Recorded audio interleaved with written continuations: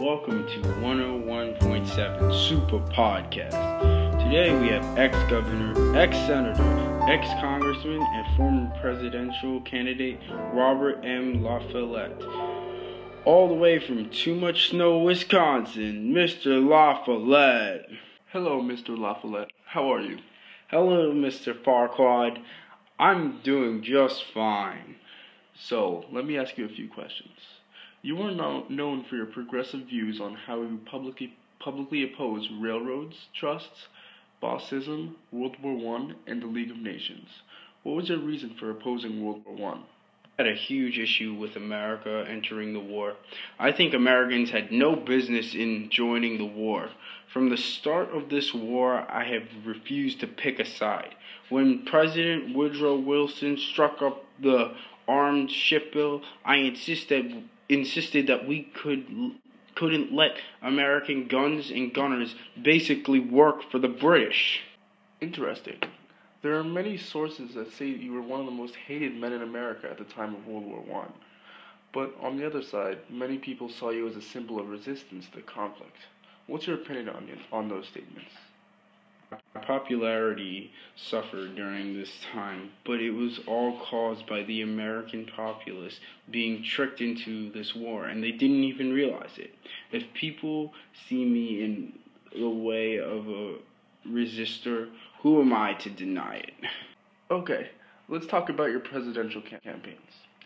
Tell me what happened in the election of 1911. Well, the reason I lost was because my ex-ally, Francis E. McGovern, who was at the time governor of my home state of Wisconsin, came out and supported Theodore Roosevelt. That must have come as a real shock.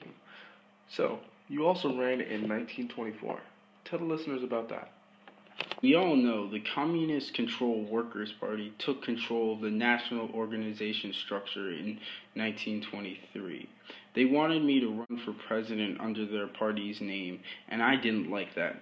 So in 1924, I denounced the Communists and refused their endorsement.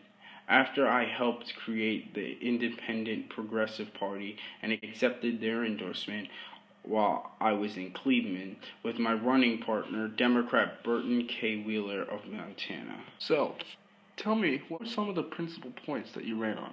I believed that railroads and electric utilities should be owned by the government. I also said that child labor should be outlawed and strong laws for labor unions and to end American imperialism in South America. Those were just a few points I ran on. For the last question, do you think that your campaign of 1924 was a complete failure? Oh, I won 17% of the popular vote running as a third party. I won my home state of Wisconsin, and I polled second in 11 of the western states. I might have not won the race, but the issues I brought into the national spotlight proved to be very important to the American people. Thank you, Mr. LaFollette, for spending time with 101.7 Super Podcast.